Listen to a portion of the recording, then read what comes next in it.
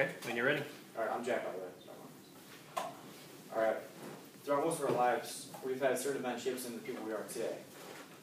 Facing obstacles make us stronger as people, and we can learn valuable life lessons from them. However, some events can change us forever.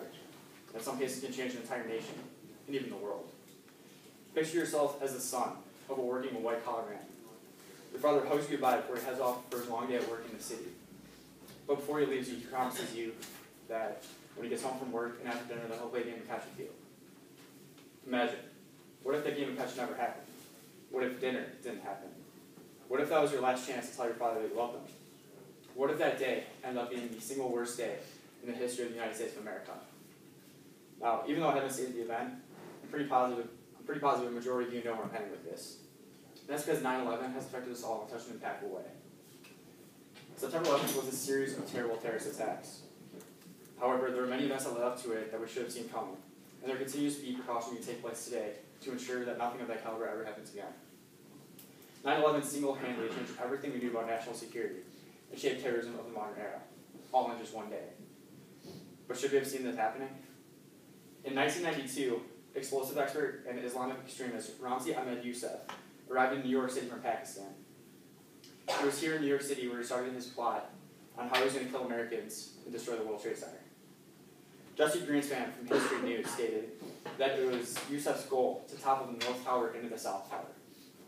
Youssef and his followers rented a storage locker in New Jersey that year, and it was there where they started to create their bombs. They created a 1,200-pound bomb, and on the morning of February 26, 1993, they plotted that bomb in the parking garage of the North Tower across from a hotel. A little bit after noon, that bomb was set off, killing 6 people, including a pregnant woman, and injuring over 1,000. That same group of people connected to that terrorist attack was also said to be connected to other plots of killing Americans, such as blowing up the George Washington Bridge, blowing up UN headquarters, as well as blowing up other New York City landmarks. As soon as authorities found out about this, they had them put on life sentence. 2 years later, on November 13th, 1995, another tragic event occurred, this time in Saudi Arabia. An American military building was bombed, killing 5 Americans. CNN US News stated that the explosion was a deliberate act of terrorism. And again, an Islamic group was blamed for it. More specifically, the mastermind behind it all, Osama bin Laden. 3 years later, on August 23rd, the biggest sign of major terrorist strike to occur in the United States happened. Osama bin Laden declared holy war on the United States. Pierre Trisman's article in About U.S. Middle East quoted bin Laden saying, "There is nothing more imperative after faith than to repel the aggressor who corrupts life as far as possible." Now, bin Laden made it very clear that he thought it was justified to kill innocent lives just in defense of his own faith. Even with all of these foreshadowing events, our nation was still completely unprepared for the events to come. No one saw this coming. Brian Ross at ABC News even stated that America was expecting the media to just be about the new release of the new movie American Pie 2. No one thought the media was just going to be about terrorism that entire month. And I know most of us are educated on the events that happened that day, if not all of us. So for that reason, I won't go super in depth on the events that happened that day. But like you all know, 4 planes were hijacked, 2 of which were flown in the World Trade Center, 1 of which crashed in the Pentagon, and the last one landed in a field in Pennsylvania. That plane was taken over by passengers in an attempt to prevent it from crashing into a building in Washington, D.C. Overall, almost 3,000 Americans died that day. And after these cowardly acts of terrorism, we have to reflect as a nation. What did we learn? Since 2001, airport security has drastically improved. Before 9/11, only 5% of luggage was screened for explosives. Today, 100%, according to TSA Public Affairs Manager Ann Davis, 100% of all luggage is scanned for explosives in every single airport.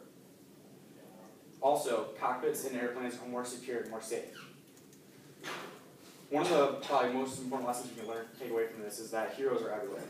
Of the 2,977 people that were killed that day, 441 of them were emergency workers, such as New York Police Department, Fire Department, etc. 9/11 was a terrible day in American history. There were many signs that we should have seen coming. Like I stated, all the past major 3 events. And we've made the necessary adjustments to prevent it from ever happening again. And overall, it probably brought out the best in Americans, our heroes. Thank you.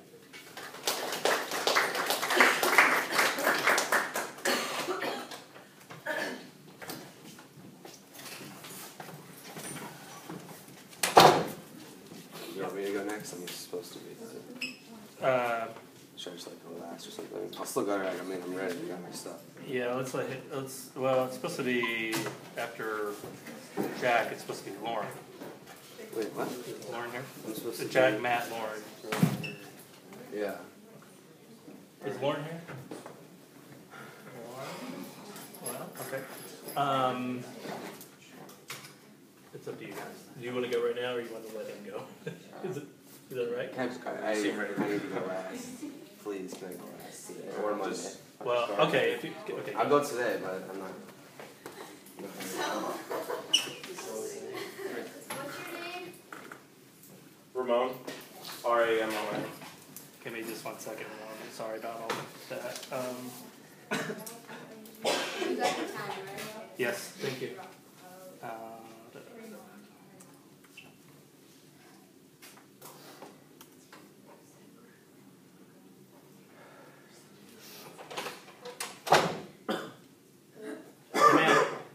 Come in. I don't think I got a long class. Okay. And he did the right thing. If you come up and someone's speaking, don't open the door and come in. Just wait out there for the next person. Wait to hear for the clapping. That's how you know. 1 second, sorry. And this guy just walks in and like goes halfway through the room. It's a 300-person lecture. And he walks in and he's like halfway across the room and he notices. Okay. Right.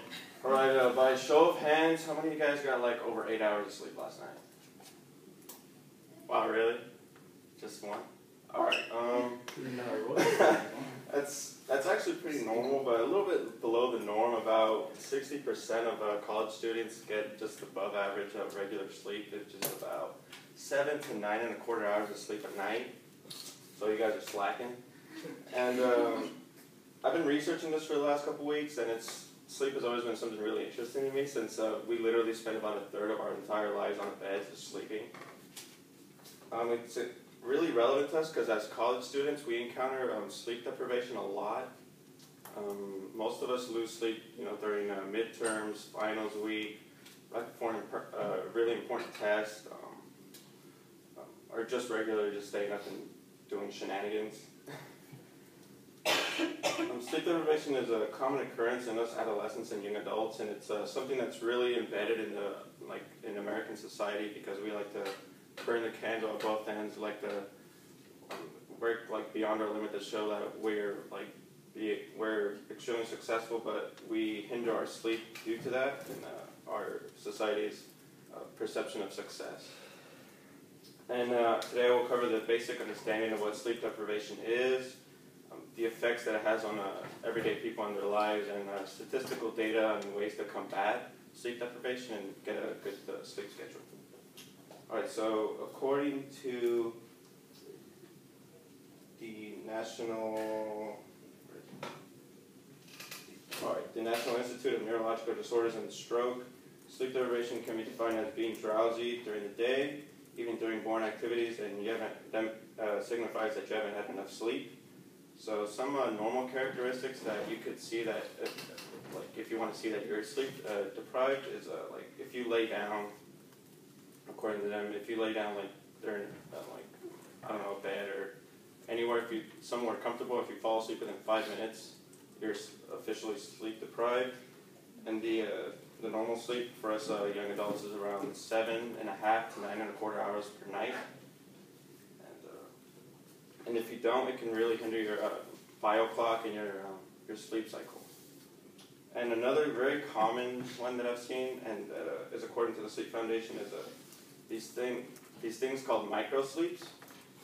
And have you ever been to a class and you didn't sleep very well and the professor's extremely boring, or some of you last year in high school, I don't know how to explain it, you're awake 1 second and you fall asleep and you nod off You guys ever encountered that? Like, those are called micro sleeps when you're awake, but suddenly you fall asleep for like even a split second. And if you encounter those, you're officially sleep deprived. And sometimes it can last up to like 30 seconds, or you can just full on fall asleep. Okay, now that you know what sleep deprivation is and some common science, now I can go over some of the effects of how it affects you in your everyday lives. Effects vary a lot because people have different sleep schedules and their bio clock. Everybody's bio clock isn't exactly the same. But most effects are negative, and according to the scholarly article, the interaction between sleep quality and academic performance, poor sleep quality may negatively impact your test performance and exams. So you should think twice about cramming and staying up all night and trying to last minute study for that really important exam that you probably should have been studying before. And another scholarly article, sleep loss, learning capacity, and academic performance. REM, which is a rapid eye movement, and NREM, which is non-rapid eye movement sleep, are needed for building your learning memory. Because when you sleep, you build your memory and it encodes it within your long term. But if you hinder yourself from sleep, it doesn't really encode to your long term. So like something you might have learned that day just like literally slips out of your mind, and then you just forget it. And some not so obvious effects that affect people every day if you don't sleep enough. It can cause like acne and skin problems. It can really mess up your bio clock, bring on early sets of diabetes, and it can actually make you depressed. And another one, it can actually lead to accidents. Like in the United States, I don't really recall, I think it's over 100,000 accidents of car accidents a year due to sleep deprivation. They just fall asleep behind the wheel, and then they hit another car, they can hit a person, they can hit a street pole, businesses. A lot of serious implications to not getting your sleep. Now, if any of this sounds familiar to you, it isn't too much to worry about because it's pretty easy to get back on track with your sleep. And according to Sleep Foundation and other scholarly articles, it's one of the easiest ways is to take regular naps, but not to go overboard. Like some people take like 2-3 hour naps, but according to them, a good nap is anywhere from 30 minutes to an hour and a half, which are like characterized as power naps. So you should take advantage of those whenever you can, just if you're lacking on sleep, just to get back on track. Another tip is to not consume any caffeine before bed. Like, I know it's hard for me even, like if I'm trying to study or writing a paper at night, not to drink any coffee. But it's like including, not limited to, coffee, soda, sweets, something like chocolate can really hinder your memory building and exam performance. And another small tip is to make a sleep schedule. And this is like, you set a time for yourself to go to sleep every night, and then you set your alarm. And you can set, by doing this, is like you set a routine, so your body knows when you're going to go to sleep. Like you can take a shower and then shower every night and then go to sleep. So when you hit the shower and you get out, you routinely start to get sleepy after an amount of time in your bio clock. It automatically corresponds to that after a certain amount of time. I think it's like 21 days. And doing that actually really helps your sleep schedule. So in conclusion, sleep deprivation is if you don't get around 7 to 8 hours sleep and you see yourself getting really sleepy throughout the day, and it can really actually hinder your academics, your mental health, and even your physical health. But according to reasonable resources, it's really easy to get back on track. Thankfully, if you take responsible naps, being aware of the effects of sleep deprivation and catching it before it can impede on something important is something that, it's something really important, especially to us college students. So think twice before pulling an all-nighter before like your midterms that are coming up.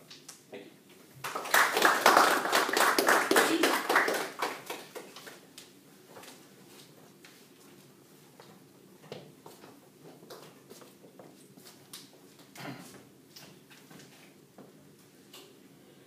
So Lauren is not here.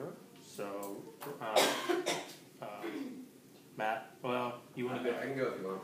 Well, it's up to you. Does You anyone? want to replace it since you seem super stressed out. Yeah, and you want to go? So okay, yeah, that's fine. But it's up. I mean, It's up to you if you want Okay. to wait. So. It's all good. Yeah, I got time. Just 1 second. What's your name? Mine, Amy. And mine.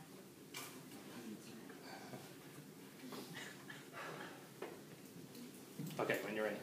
Okay. I love sugar. I'm addicted. I can say I'm addicted. If I ask for a show of hands of anybody that had a sugary substance today, I'm going to assume that if you ate anything, it probably had sugar in it. It's literally in everything we eat. It's hard not to be addicted. According to Forbes magazine, the average American consumes about 130 pounds of sugar a year. That's 3,550 pounds over the course of your life. Laura Schmidt from the University of California said the average American is consuming 3 times what's recommended. I remember the first time that I heard sugar was in ordinary substances like ketchup, spaghetti sauce, etc. I was shocked. It's sneakily in almost everything we eat, which is why recently it's been labeled the silent killer.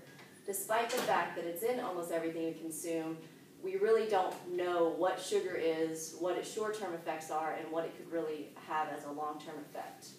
Sugar is an energy source for our body. It's a carbohydrate, it has 4 calories per gram, and literally no nutritional value. No vitamins, no minerals. It is not healthy for you at all.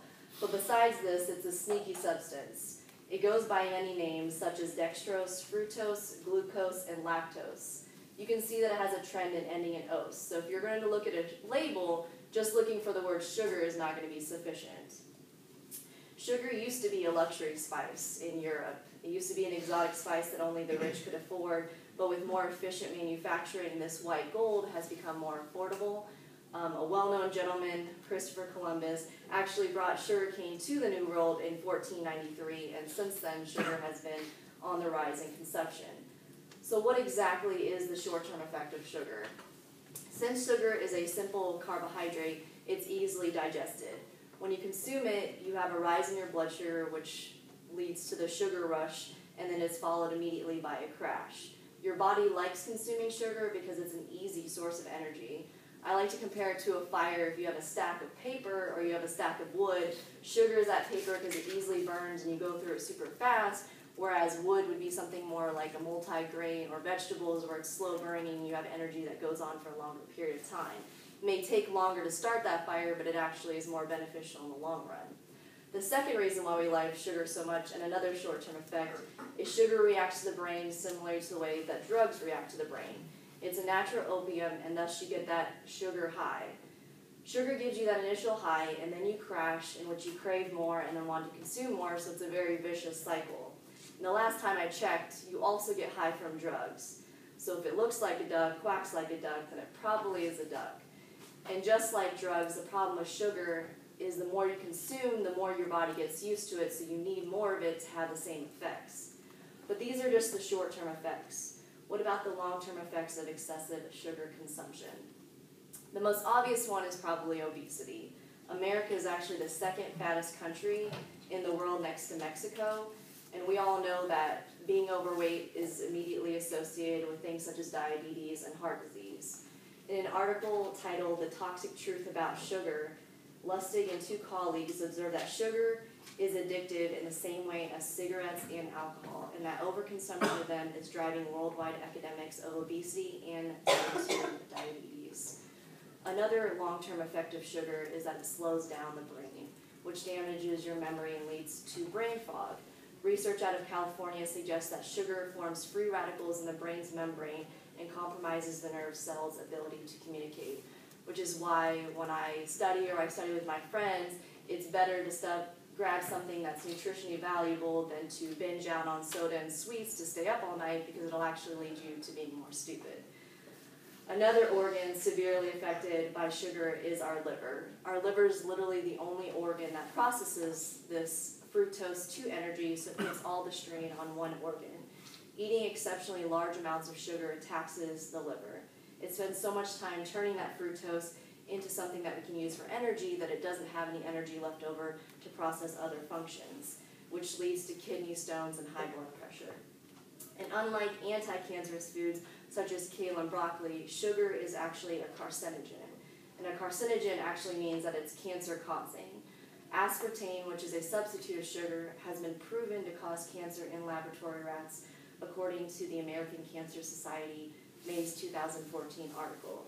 So overall, the short-term and long-term effects of our sugar aren't looking so awesome. They're linked to obesity, are taxing on our brains and liver, and are cancer-causing.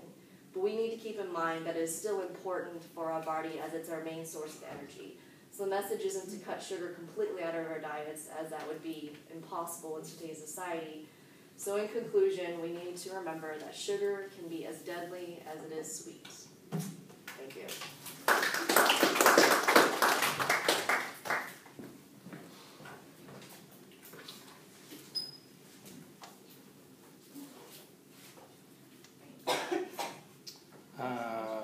Okay, so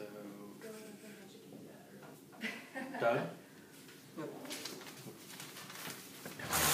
it okay if my outline is handwritten? You haven't turned in safe sign? No. Okay, it has to be turned in safe sign. Okay. But yeah, so you'll have to do that. Alright. Is there Yeah, go ahead. can I time myself? Sure.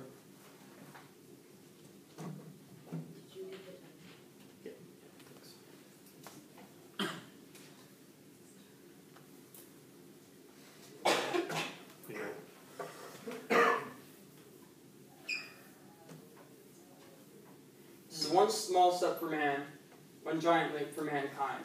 Neil Armstrong said this on July 20th, 1969, when he took the first step on the moon. 45 years later, NASA is still around and still is a strong government program. However, it has taken a decline, and with the discontinuing of the Space Shuttle program in 2011, NASA has taken a little bit of a back seat in today's news, no longer a prominent feature such as in the space race or during the Space Shuttle landings or explosions such as the Columbia. NASA continues to be and will provide a great scientific future for both America and the world. And through this speech, I will cover NASA's history, some of the feats and discoveries of NASA, and the present and future of the program. Started by Dwight Eisenhower on October 1st, 1958, almost exactly 56 years ago. NASA stands for National Aeronautics and Space Administration. And it was started the year after the Sputnik was launched by the USSR in 1957 on October 4th, almost exactly 57 years ago. At the time, space was known by a program known as NACA. However, that program was a mainly civilian affair, and when the USSR launched Sputnik, America took notice and decided that they would involve a more military and political approach, needing to catch up in case of national security. As Sputnik was a great fear, as well as like with the Cold War and the atom bomb, they were concerned that they could, with this advanced technology, that it could destroy America or just overtake us, as many of the paranoids of the time. NASA started out with some rocket-type jets capable of reaching heights of about 300,000 feet. However, soon after that, they launched the Mercury program, and on April 1st, the USSR launched Yuri Gagarin into space, known as the first man in space. The US matched that feat, but a month later, this trend continues as the United States happens to lag behind the USSR and never really catches up until 1969, when we found the first man on the moon with the Apollo 11 program. The Apollo program grew out of the Mercury, which grew into the Gemini. Researching into the Apollo, it costed approximately $20 billion in the 1960s, and adjusted for inflation today with the CPI, it costs about $205 billion. This is one of the most expensive scientific programs of all time, let alone in America. This is bringing us to the end of the space race, with America having won, decreed by us. However, with the USSR having many of the technical firsts, it is in the eye of the beholder who to see who won. However, after this political ends, NASA takes a more scientific approach to space discovery, starting with Skylab, which is the first manned space station, kind of a permanent fixture, lasted for several months, had a man doing microgravity experiments. This grew into the Space Shuttle program, launched in 1971, which continued all the way to 2011.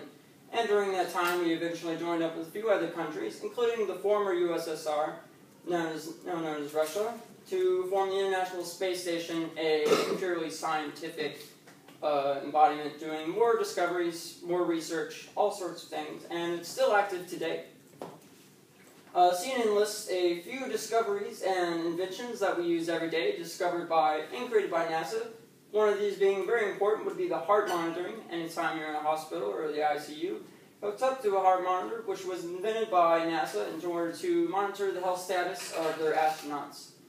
They also use cordless tools, the batteries, and the systems, the magnet types, used to use those, as well as communication satellite network when you use with your cellular phones, things like that, as well as, if anybody has glasses, the type of scratch-resistant modern glass lenses was created by NASA in order to use as windows for the space shuttles.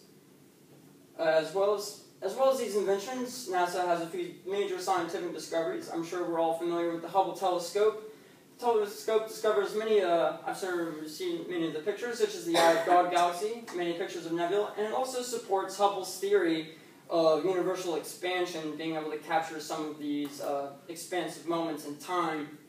The telegraph lists a few of the more modern discoveries made by NASA, such as the recent discovery of water traces on Mars. Now, there's always been little bits here and there, but the major breakthrough was made only a couple of years ago with proof of water canals and ice. For that, we also have the effects of sun radiation, as well as a few others, which NASA continues to provide scientific benefit to an advancing nation.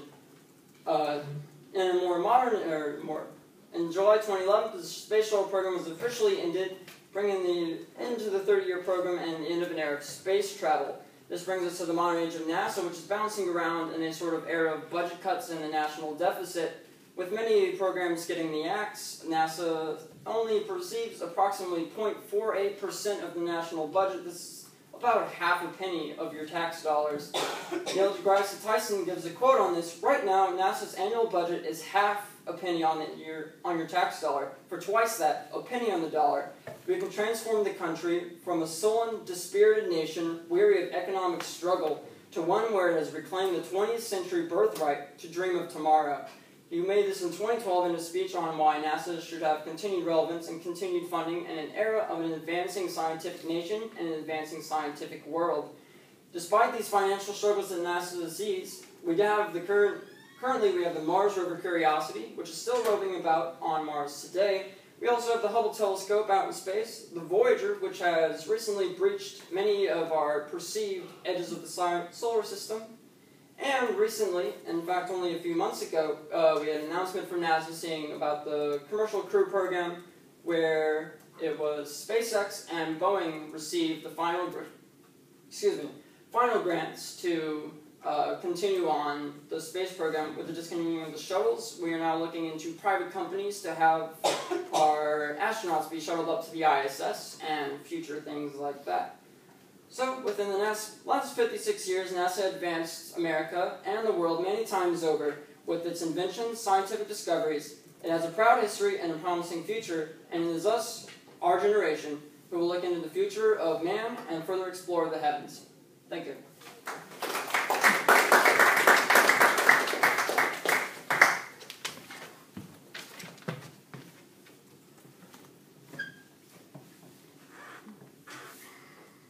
Okay, so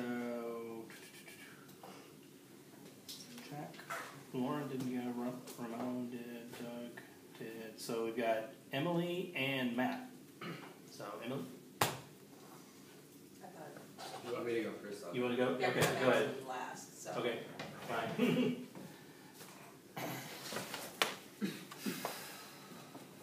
Oops.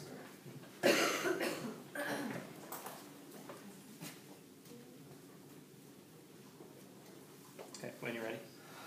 Okay, my name's Matt. You guys didn't know that. Alright, have any of you guys ever wondered where your iPhone comes from or how it's made? Well, the answer may surprise you or make you very angry because it's a very good example of international workforce abuse, which is my topic. International workforce abuse is a serious issue that is affecting many employees in China,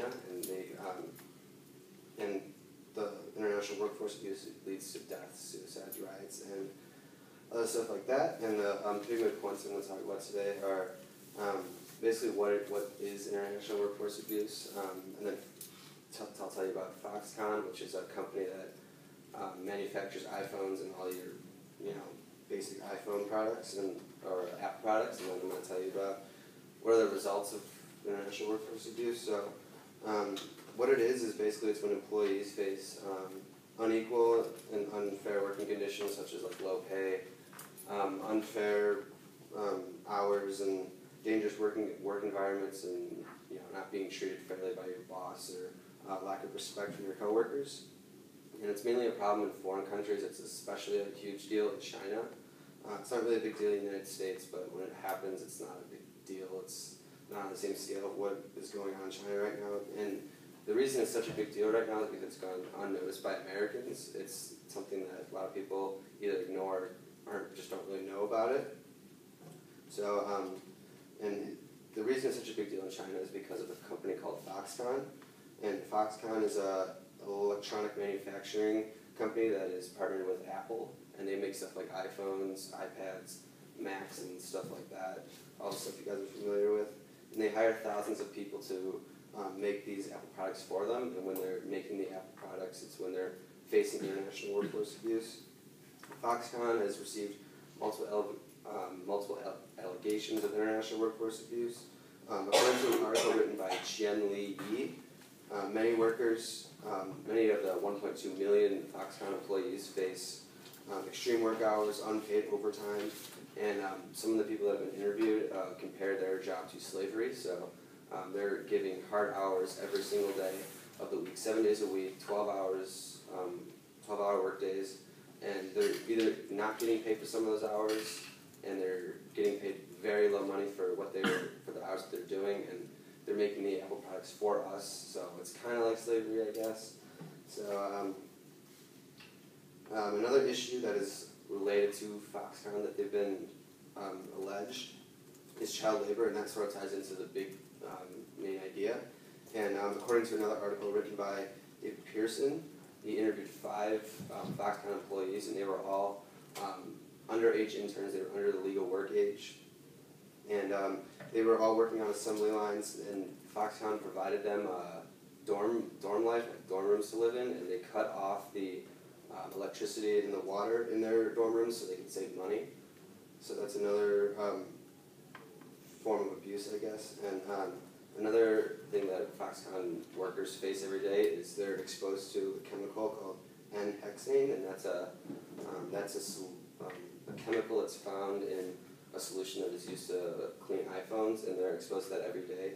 And according to an article I found in a database called Issues and Controversies, 136 of those people were exposed to the chemical, and they were poisoned by it. Some of them died, not all of them, but the ones that weren't poisoned were very, very sick and spent months in the hospital.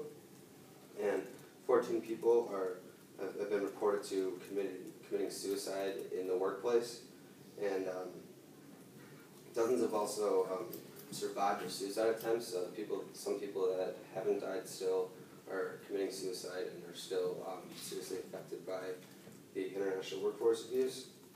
And Foxconn, the company itself, has also been linked to employee strikes. So some of their employees have been seriously fed up with what the company's been doing to them. And there's also been protests outside their factories of people that are just seriously against the company and what it's been doing. So basically what's been going on is that the company, Foxconn, the company, has been hiring dozens of people, well, not dozens, hundreds, thousands of people actually, to make the iPhones and iPads for you guys. And a lot of people don't understand that they're facing serious abuse from their employees, and it's something that shouldn't really be supported. One thing that could help the issue is by boycotting Apple products. I know that's hard to do because everyone in here probably has an iPhone or at least a MacBook or something. But it's something that is not really President of the United States at all. A lot of people don't know about it.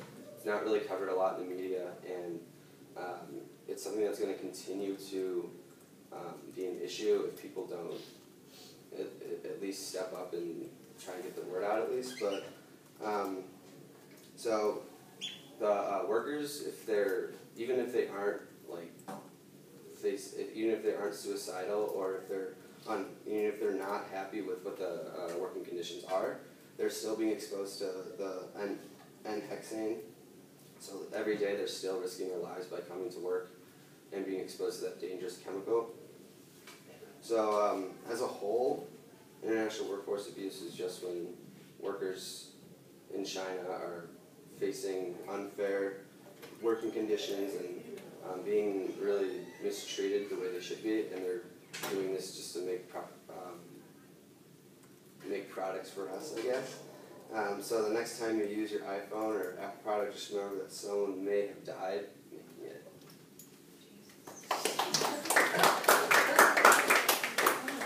I feel like an asshole. Yeah, exactly. So I have an Android, so I don't tweaked my outline a little bit, but I don't know if it's okay. You want me to email that to you later today? I can literally Yeah, do you it. can do that. Yeah. Okay. Don't do it while she's talking. Pay attention while she's talking.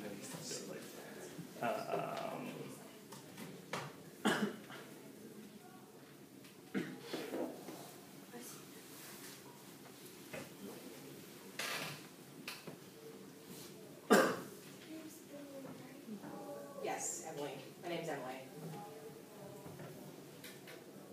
Okay, when you're ready. Everybody has bad days. Everyone gets depressed. When you feel depressed, you feel as if you're in a dark well. The walls are slick. You feel like you can't get out. You can't see a light. Hopelessness sets in, and as the darkness envelops you, you feel like nothing matters anymore. We hear about it in the news, people talking about it from your friends, from your family members. It's just an overall scary thought. Today I'm going to talk to you about PTSD and the comorbid MDD that exists with it. MDD stands for Major Depressive Disorder, and PTSD also standing for Post-Traumatic Stress Disorder. Most people would think that this only applies to combat veterans, people who are emergency workers who have experienced some sort of huge trauma. But that's not true. MDD affects 18 million people yearly, as stated by the University of Maryland Medical Center. With that, PTSD affects 5.2 million people a year, as according to the VA.gov statistics. Now, also, women, strangely enough, are more susceptible to suffer from these things, twice as likely. So 1 in 2, that's pretty good, that's not so good odds. And in PTSD, 10% of women are likely to suffer from it rather than the 5% of men. Now, you may be thinking, why is this relevant? To me, it hits home for me. I struggle with this every day. I've been clinically diagnosed with both of these things, and they are very common to exist together. The reason I talk about this today is because it seems to be more of something that's going to be swept under the rug. In the military, you're taught that you need to stifle yourself, and you're stigmatized with these two things. Now that I've barely scratched the surface, I will talk about the causes of these diagnoses, how they go about being diagnosed, and the treatments that can help you find your way out of the darkness. The causes of PTSD and MDD are numerous. No one's ever the same. One could have a reason for one thing and not the other, or they could exist together in harmony, for a lack of better words. The traumatic events, like I said, are not limited to combat veterans, but it could be the loss of a loved one to whom you were very close with. Combat, seeing people die that you were very close to and served time with. Severe injury, like people had said, when you are injured, you feel like if it happens again, you have a fear of it. Abuse is also very common. Sexual abuse, physical abuse, and mental abuse can cause these disorders. Now, funny enough, genetics actually have a huge role in this. If your family member has one of these things, more than likely you will have this as well. And that also goes into the physical brain changes. It's like a sink. If something is clogged up, it's not going to work very well. Going on to say with neurotransmitters, something is not right in the synapse and it does not send the serotonin release off to the specific puzzle piece that it fits into. The loss of serotonin, that happy feeling, gets clogged up, and depressive brains tend to function differently than one that would normally function.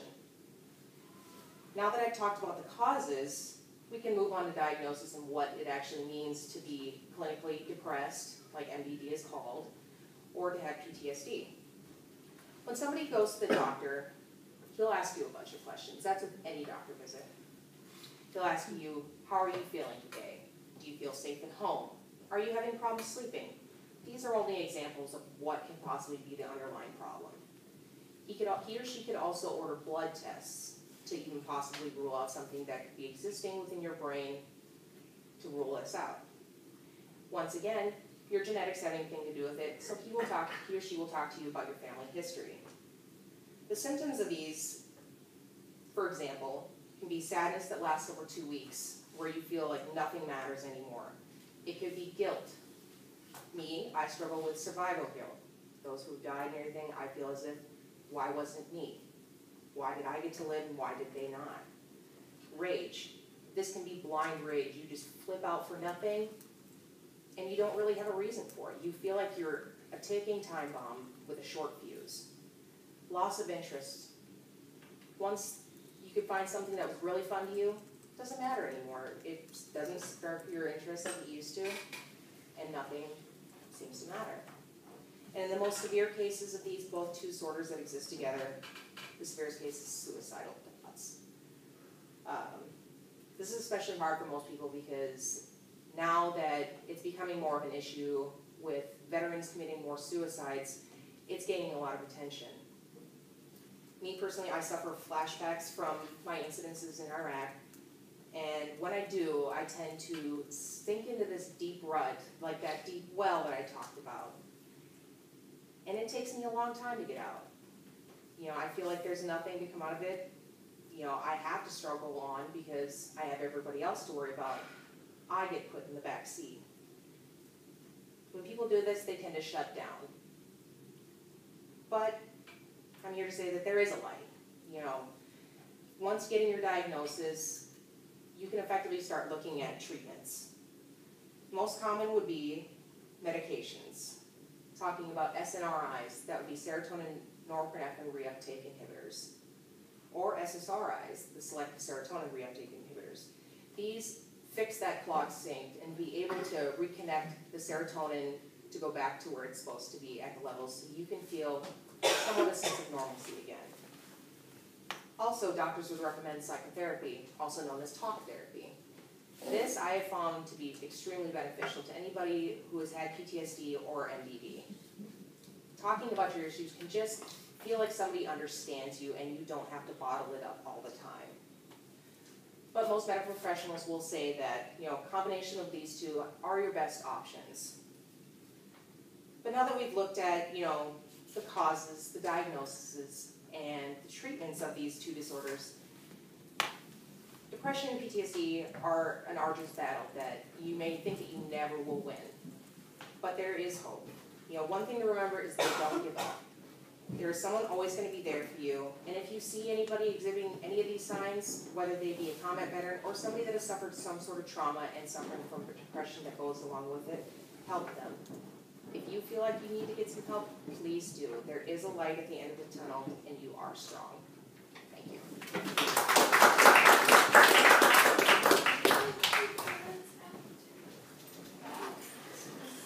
Hey, I think that's... Oh.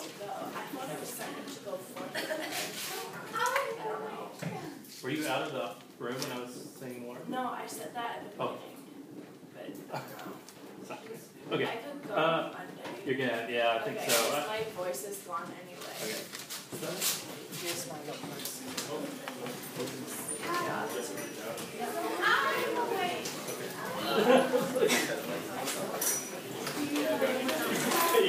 What's that? The exact same.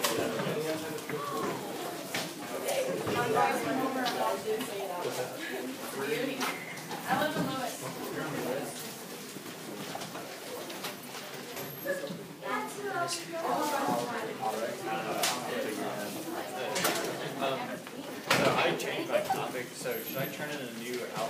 same center, just handed it to you on Monday. Go ahead and. Okay. And, you'll need to type that up. Yeah. but- And then, yeah, I'll go on Monday, 'cause I don't think I was signed up. Okay. Yeah, so can you email me and remind me that, so I make sure I have everybody. Yeah. Do you want me to just write my name on a piece of paper and say Yeah. what it is?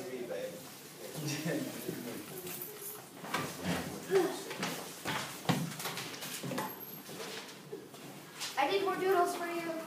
Thank you, I You're appreciate it. welcome.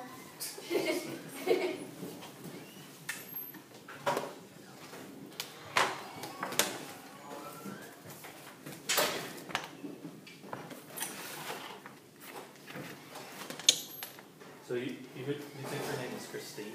I'm like I thought it, well, 99% sure. She lives on my floor.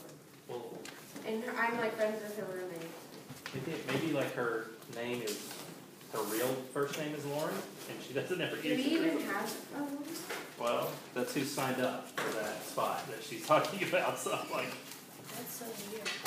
I don't know. Yeah, cause like I'm like 99% sure. And if I'm like wrong, I can call her Christine before. Like on multiple occasions. That's always possible. She seemed confused because she wasn't responding to Lauren like because that's not her name. This is Christine. So There was no Christine signed up on the. that's There so was a weird. Lauren. I don't know then. So, but maybe, I don't know. You would think if her, like, I don't know. you would think if her name was really Lauren, but I should know, because her name I know. Yeah. But, I don't know. so, I'll maybe try and bring it up to her. See if her name is Lauren. just tell her to make sure and email me so I know she's put her on the list, and then I'll figure it out. Yeah, okay. Alright. Have a good weekend. See ya.